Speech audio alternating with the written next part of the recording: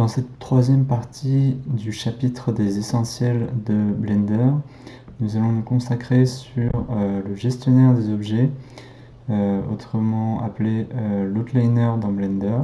On va passer en revue toutes les fonctions qui vont nous permettre de faire comme dans le Cinema 4D, de grouper des objets, de venir les sélectionner et de créer des relations entre eux.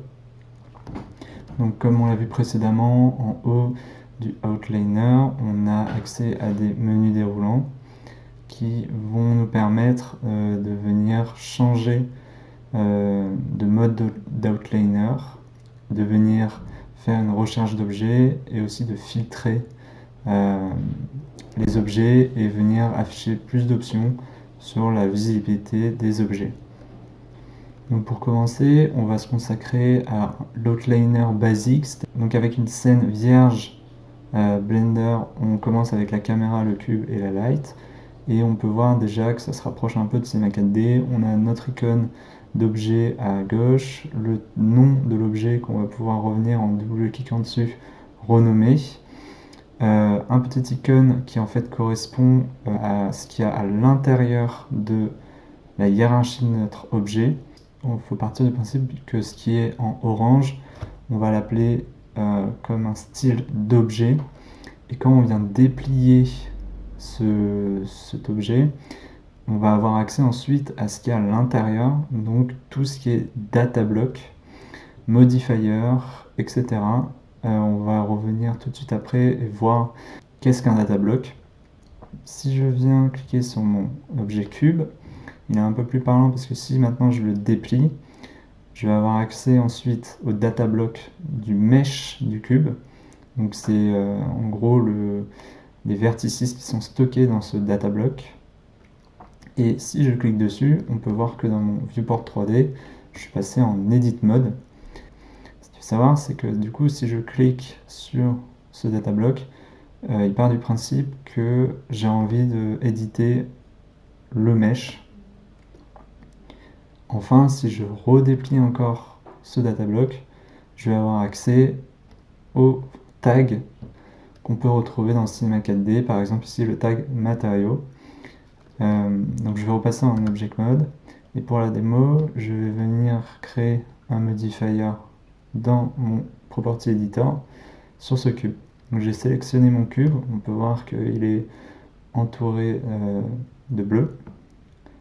Je viens créer par exemple un solidifier.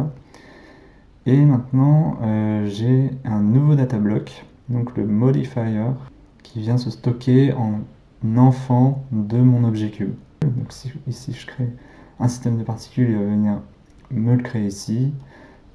Pour toutes les autres options du Property Editor, il va venir me créer du coup des catégories avec à chaque fois les modifiers correspondant à ceux que je peux retrouver dans mon Property Editor. On peut, à titre de comparaison, considérer ces listings de modifiers et autres propriétés d'objets comme les tags qu'on peut retrouver dans Cinema 4D, donc à droite de nos objets. Et c'est un peu plus parlant si par exemple je referme ma hiérarchie d'objets. Si je viens fermer mon objet, on va retrouver ici les différentes catégories de propriétés. Donc maintenant qu'on a vu comment est symbolisé les différentes propriétés d'objets dans l'outliner, on va pouvoir passer en revue comment sélectionner et aussi déployer les hiérarchies. Donc si je clique sur mon objet cube, j'ai gardé les propriétés que je vous ai fait en démo juste avant. Si je fais un clic basique sur ma flèche, je vais juste avoir le premier niveau de hiérarchie. Si ensuite je replie et que je fais un shift clic, il va venir tout m'ouvrir et avoir une vue d'ensemble de mon objet. Je peux revenir à l'état normal soit en cliquant une fois sur la flèche, mais si je le rouvre, il va me garder cette hiérarchie complètement ouverte.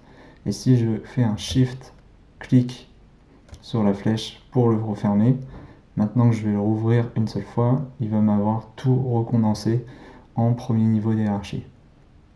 Ce moyen de dépliage de hiérarchie peut être aussi effectué grâce à des shortcuts. Si je sélectionne mon objet et que j'appuie sur les flèches de mon clavier, donc gauche et droite, si j'appuie sur droit, il va venir ouvrir le premier niveau de hiérarchie. Donc la flèche de droite, flèche de gauche c'est pour refermer, flèche de droite pour ouvrir. Donc c'est assez pratique, on peut aller très vite pour déployer les hiérarchies. Si je referme et que là je fais un Shift flèche de droite, il va me faire comme pour le Shift clic, venir ouvrir l'intégralité de ma hiérarchie. Et inversement, un Shift flèche du gauche va venir refermer toute ma hiérarchie. Après avoir globalement vu les options basiques de notre outliner, nous allons venir nous focaliser dans une prochaine vidéo sur la notion de collection et venir passer sur les options basiques de nos collections.